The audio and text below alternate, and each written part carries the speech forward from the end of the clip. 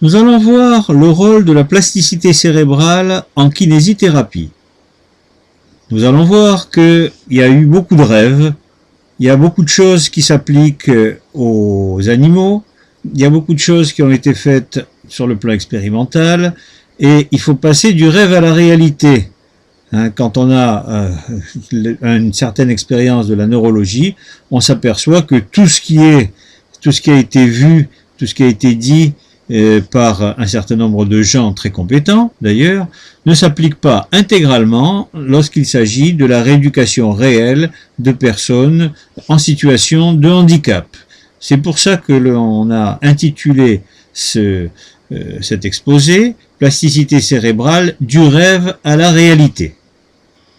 Alors la première conception, assez commune, et qui a été en particulier reprise par Doman et Delacato lorsqu'ils ont fait ce que l'on appelle le patterning, c'est que la plasticité cérébrale peut modifier le cerveau du patient,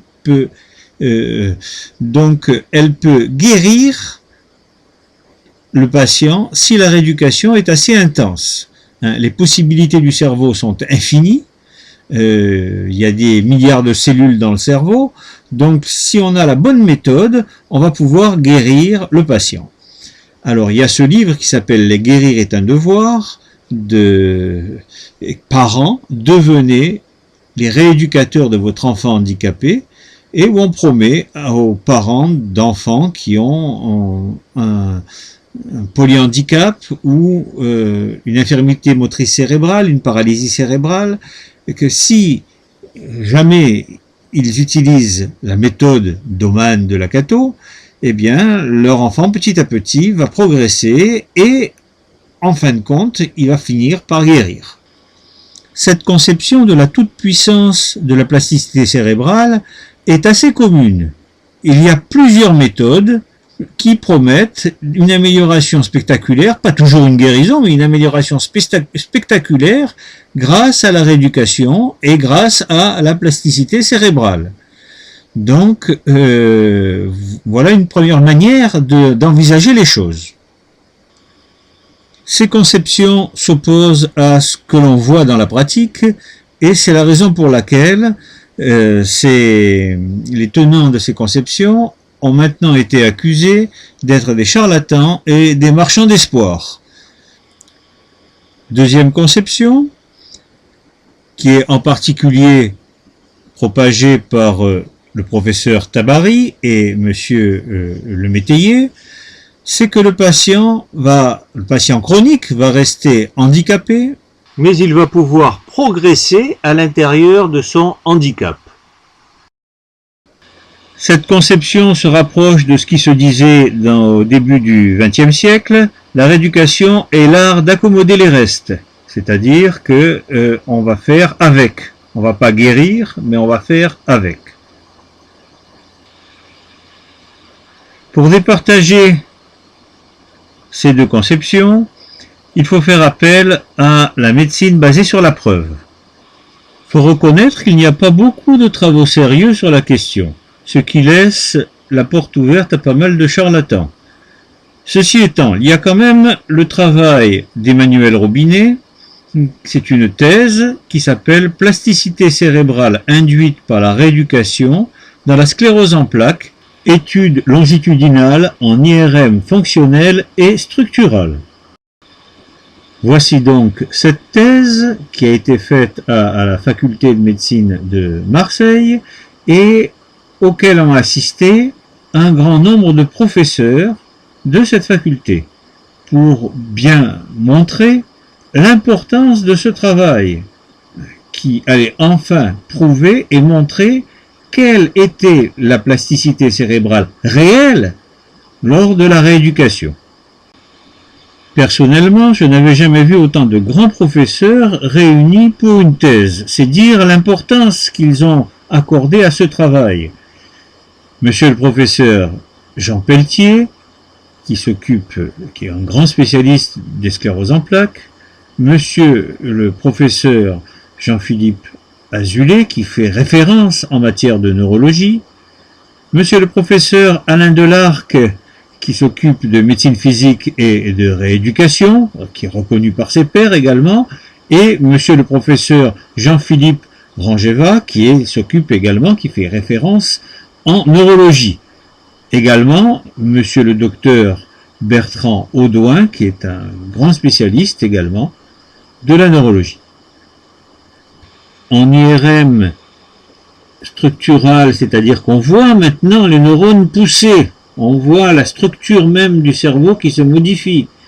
Et fonctionnel, c'est-à-dire qu'on voit les connexions, chez des patients sclérose en plaques qui avaient une atteinte fruste, c'est que il y a bien dans le cerveau de ces patients des modifications qui accompagnent les progrès constatés en rééducation.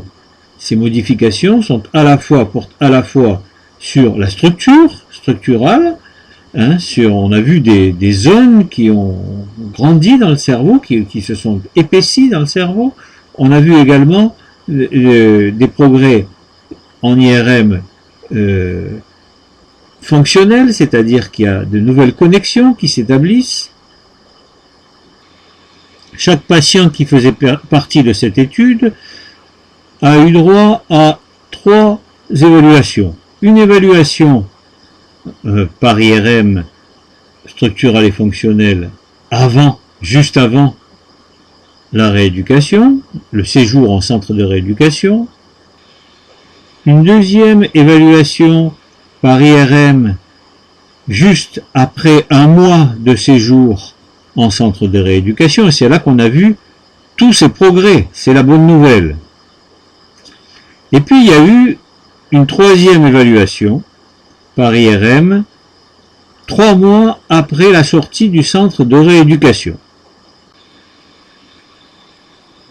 Entre la première et la deuxième évaluation, on a vu des modifications à l'IRM, mais ces modifications n'ont pas guéri la sclérose en plaques. Chaque patient a simplement progressé à l'intérieur de son handicap. Il est resté handicapé. Les plaques qui existaient dans son système nerveux central n'ont pas été guéries. Les modifications ont eu lieu ailleurs. De plus, tout est réversible. Si l'entraînement s'arrête pendant 3 mois, eh bien, les modifications cérébrales régressent parallèlement à la diminution des performances. C'est ce qui a été vu au cours du 3e examen par IRM fonctionnel et IRM structural. Donc, dans les 2 cas, on a vu que tous ces patients qui étaient sortis du centre de rééducation ne s'entraînaient plus de manière intensive. Et bien, dans tous les cas, ils ont tout perdu, tout ce qui avait été gagné au cours d'1 mois de séjour en centre de rééducation. Il faut voir les diapositives d'Emmanuel Robinet sur ce site internet. On voit à quel point ce travail a été fait avec sérieux. Il y a de nombreux arguments qui montrent que l'on a raconté n'importe quoi en ce qui concerne le rôle de la plasticité cérébrale dans la rééducation des personnes en situation de handicap. Et ça, c'est pas bon, parce que ça aboutit à des marchands d'espoir, en quelque sorte, ça aboutit à alimenter leur commerce. Et c'est pas bon, ça fait perdre du temps et de l'argent à tout le monde. Revenons à d'autres arguments qui nous ont été donnés actuellement. On a la chance d'avoir la médecine basée sur la preuve, et on voit petit à petit que tous les arguments des charlatans tombent les uns après les autres. Un des articles les plus intéressants qui a été retenu par la Cochrane Librairie, c'est l'article de Meyer et collaborateurs, qui montre que au bout de 5 ans, les patients qui présentaient une hémiplégie, même s'ils ont été rééduqués pendant 6 mois, retombent à ce qu'ils faisaient au bout de 2 mois, et ce avec des échelles comme la MIF ou l'échelle de Bartel. D'autres bilans ont montré les mêmes choses, comme les bilans de spasticité ou les bilans moteurs classiques. Il s'agit d'une étude multicentrique dans plusieurs centres de rééducation européens, et on pensait que les Américains qui avaient abouti à peu près à la même conclusion il y a quelques années n'avaient pas nos mêmes techniques et ne gardaient pas assez longtemps les patients en rééducation. Eh bien, maintenant, on sait que, même en Europe, même avec nos techniques, eh bien, c'est pareil. Vous retrouverez facilement cet article sur PubMed et ça vaut le coup de le lire. Hein. C'est extrêmement intéressant, extrêmement instructif et réaliste. Il n'y a qu'un seul biais dans cet article, c'est que les progrès fonctionnels du patient ont été évalués, comme je vous l'ai dit tout à l'heure, par des échelles comme la MIF ou l'échelle de Bartel. Or, ces échelles manquent cruellement de sensibilité.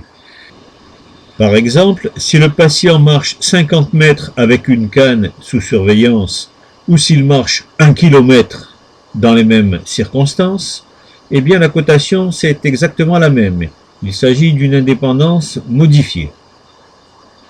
En fait, ces échelles fonctionnelles n'ont pas été faites pour les besoins des kinésithérapeutes et des rééducateurs du terrain. Elles ont été faites par des médecins pour des médecins, pour qu'ils puissent facilement prescrire la rééducation, l'appareillage, pour qu'ils puissent se rendre compte de la charge de travail du personnel hospitalier, pour qu'ils puissent facilement également se rendre compte du taux d'invalidité, qu'ils puissent calculer ce taux d'invalidité du patient, mais pas poursuivre les petits progrès du patient au jour le jour lors des séances de rééducation.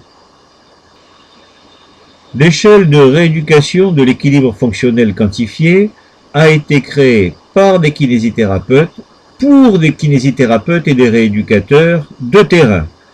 Elle permet de quantifier les petits progrès du patient à chaque séance de rééducation. Quand le patient marche avec une canne sous surveillance et qui passe de 50 mètres à 55 mètres, on le détecte. Quand il passe de 50 mètres à 100 mètres, a fortiori, on le détecte encore. Et quand il va faire 1 km, c'est détecté également. Donc, avec ce type d'échelle, on pourrait voir que le patient peut progresser à l'intérieur de son handicap. Et l'étude reste à faire. Mais je parie que au bout de 5 ans, le patient, avec ce type d'échelle, n'a pas du tout la même indépendance fonctionnelle que lorsqu'il était à 2 mois. Donc, certes, la plasticité cérébrale s'est peut-être arrêtée à un moment donné, et il n'y a peut-être plus eu de possibilité de progrès du système nerveux, mais les progrès fonctionnels, eux, peuvent continuer et doivent continuer grâce à un entraînement régulier du patient et grâce à ses activités fonctionnelles usuelles. Il faut à un moment donné que l'entraînement physique du patient passe par ses activités fonctionnelles et par ses loisirs, qu'il aille se promener, qu'il aille faire un certain nombre de choses dont il a besoin, faire ses courses, par exemple, participer au ménage, etc. Et tout ça, ça va le rééduquer, même s'il n'est pas aussi efficace que quand il était sain.